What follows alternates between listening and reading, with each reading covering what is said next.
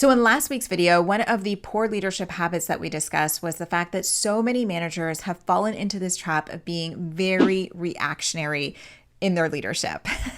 And we also talked about the fact that, if you want to gain traction in your role, reserve that energy of yours and actually focus on the things that matter, that you must kind of make this shift in the way that you see your current circumstances and in how you prioritize your day. And so what I want to do today is actually walk you through a strategy that I've been using for years to help me prioritize and focus on the things that actually matter. And so if that's something that you want to learn more about, then definitely tap on that like and subscribe button. And let's get started. Hey there, welcome back to the channel. And if you're new around here, well, my name is Mac and I'm a leadership coach, but I actually work specifically with first-time team managers in helping them to become effective leaders. So I'm gonna get right to it because I have a lot to say, and I definitely wanna make sure that when you finish this video that you have all that you need in order to, hit the ground running and start prioritizing your day. So the strategy that I want to introduce you to is called the 4 quadrants of time. And you might have heard about this before.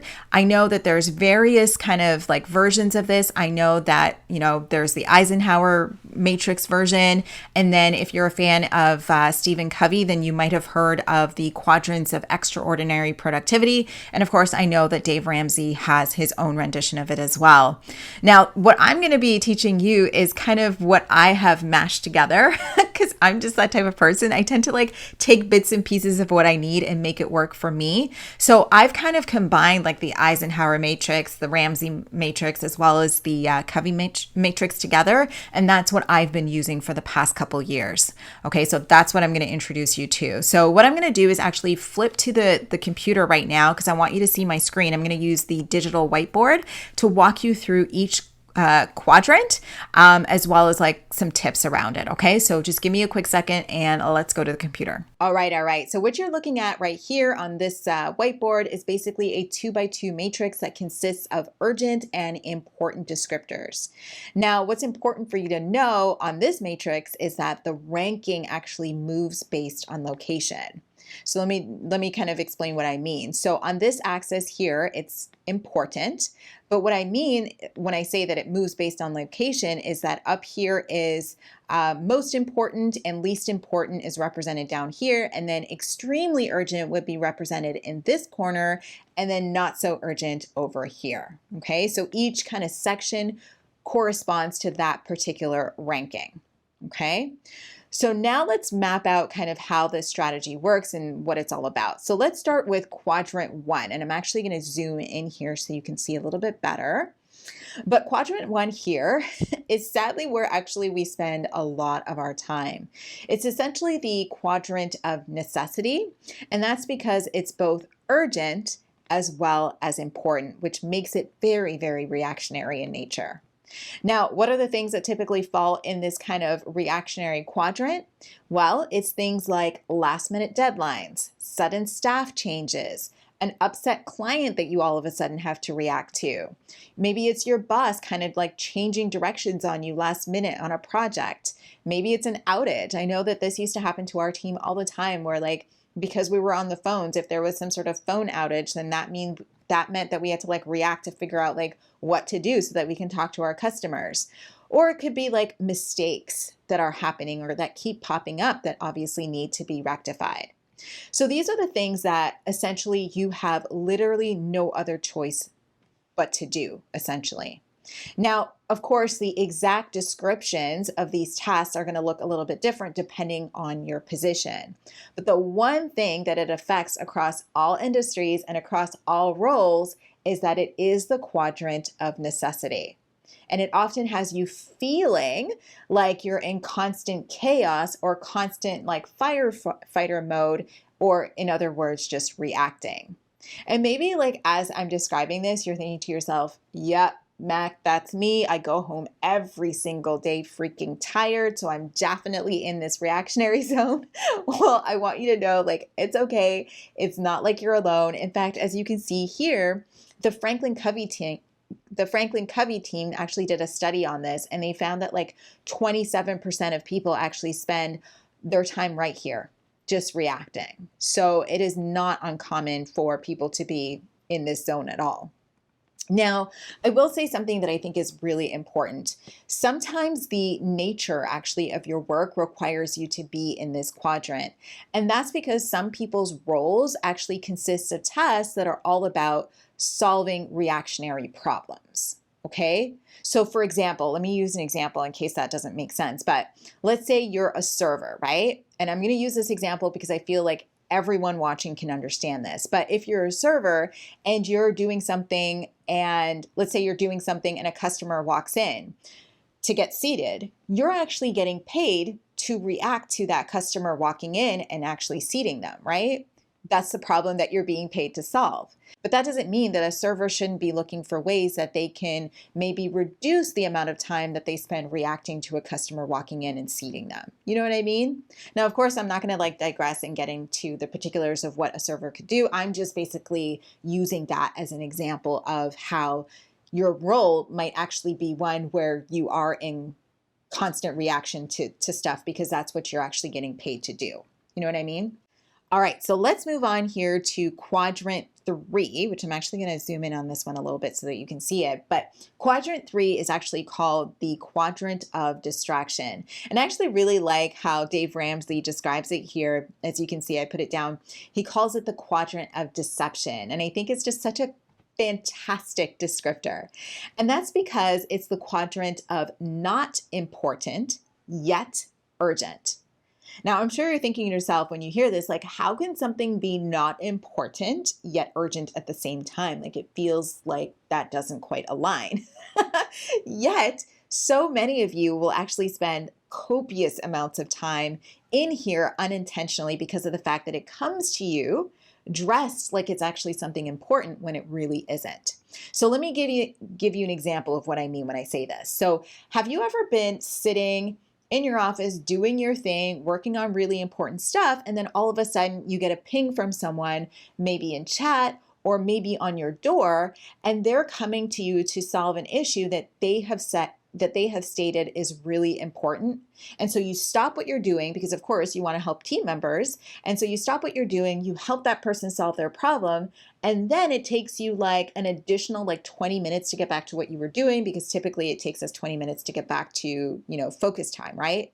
That is an example of Q3 activity where someone else's urgent task or problem has now been made important to you, even though it's not really that, important. You know what I mean? It's become urgent to you, even though it's not that important. Now, I want to make something very clear here. I'm by no means talking about, fires that absolutely need to be extinguished. What I'm talking about is minor issues that people will interrupt your day for, right? I'm talking about unimportant emails that will often stop you in your tracks, or even meetings that you're expected to attend that you're invited to that if you honestly stopped and think about it, you probably don't need to go. Or maybe you only need to go for a portion of that meeting because the whole thing doesn't have anything to do with you or your department. These are the things that I'm talking about when I say it's deceptive because it comes to you appearing as though it's extremely important or critical, but it's really not. It's just urgent to somebody else and now they've made it urgent to you, right? And this is still reactive because it keeps you from making traction on the things that is really important. Now, again, the same study as you can see here set by Franklin Covey actually shows that people spend about 23% of their time right here, just reacting to things that are not necessarily important, but are made urgent in the moment. Now, what I think is so interesting actually about this study, and maybe you've already picked up on this as you're listening to me talk about it, but more than half of us are spending our time in reactionary activities, right? Because 27% up here and then 23% down here. It's no wonder why so many of us are feeling so drained at the end of the week. And I think that new managers in particular fall prey to this even more so because we often come into the role feeling like our value is rooted in this quadrant. We feel like our value is rooted in the chaos, right? I think I've told you guys before that I've heard managers say to me, I'm enjoying the chaos. I feel like I'm doing so much because, things are kind of chaotic. And it's Nah, that's not good. Like all that's doing is highlighting to people around you that you don't know what you actually should be focused on and that you're not necessarily spending your time on high impact efforts because reactionary stuff is never high impact. Like, yes, it might solve the problem in the immediate, but it doesn't solve the problem necessarily like for the future. So it's not necessarily like the place that you want to be. Okay, so let's move on here to quadrant 4, and I'm going to move this over. Okay, so this is the quadrant, like it says here, of waste or default. And that's because it represents not being important or not urgent at all. So it's just like not important, not urgent. So what tends to happen here is that when we are constantly in crazy reactionary mode, is what happens is we start to get tired, of course, because we're human beings, and then we move into avoidance, which is otherwise known as procrastination. Now, this shows up very differently depending on your personality. So for some people, they will engage in like very obvious time wasting activities.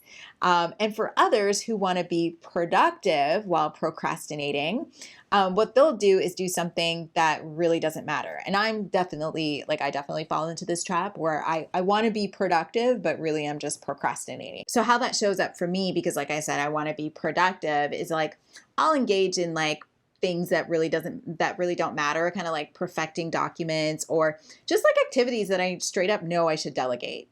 And I feel like I see this quite often for managers because oftentimes they'll fall back into the trap of doing their IC work because it was like so comfortable for them when really and truly they should have been delegating it in the first place. But that is like a really good example of Q4 activity, stuff where like it's not important, it's not urgent, we shouldn't even be doing it, we should have delegated it or deleted it off our plate completely, but because it's either comfortable or it makes us feel like we're productive, we engage in doing it.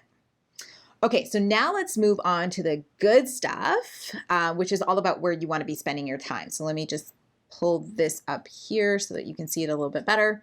Okay, so this is Q2, and it's the quadrant of extraordinary productivity, or as Dave Ramsey refers to it as the quadrant of leadership, which I absolutely love.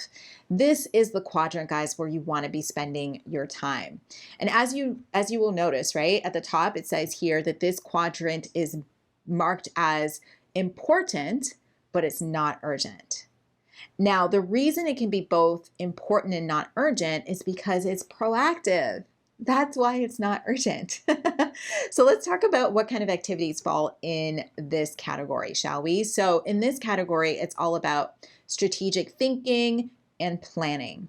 It's about, having your one-on-one meeting. It's about developing yourself as well as developing other people so that you both, right, become more effective at what you're doing so you're not wasting your time and energy on being reactive. It's about improving or even creating processes that help you become more efficient.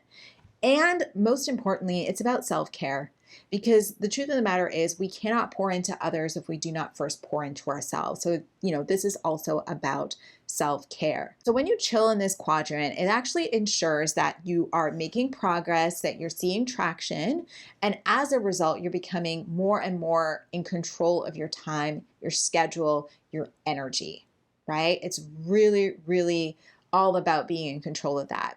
The other thing that's important to remember, and you've heard me say this before many times, is that your team is a reflection of you. And so if you're constantly reacting, they're reacting as well. And that's just going to cause a lot of mistakes. But if you are now becoming a proactive leader, spending more time in Q2, then you're actually reducing all the reaction that's happening on the team and you're helping them like produce high impact results.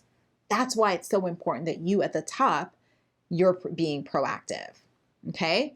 So that's essentially it in terms of the 4 quadrants of time. I'm actually going to stop this recording and then hop back to the other camera so that I could talk face to face to you about what your next steps are. All right. So now that you know what the 4 quadrants of time entails, I want you to let me know in the comment section below if you have mainly found yourself in the reactionary zone or if for the most part you have been a proactive leader. Now, as a suggestion, if you're not entirely sure, what I would love you to do is set aside 1 week in your schedule. 1 week in your schedule for you to track where you've been spending your time. So what you can do is hour by hour, kind of write down which quadrant that activity, falls into. What that will do is really help you see, like, over a span of a week, where you're mainly spending your time. And it'll let you know if you're spending your time on more proactive things or reactionary things.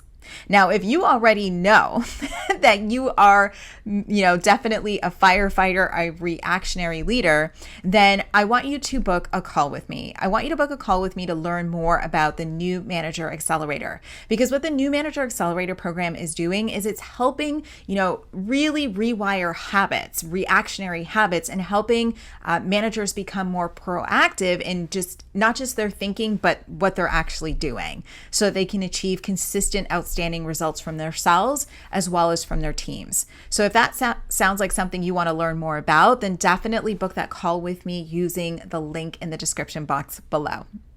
All right, my friend, I hope that you found this video to be valuable. And if you did, do give it a thumbs up and subscribe so you don't miss out on any other videos I share on this platform. Thanks so much for watching. I hope you have a great rest of your week. Do not forget to keep smiling, and I'll see you in the next one.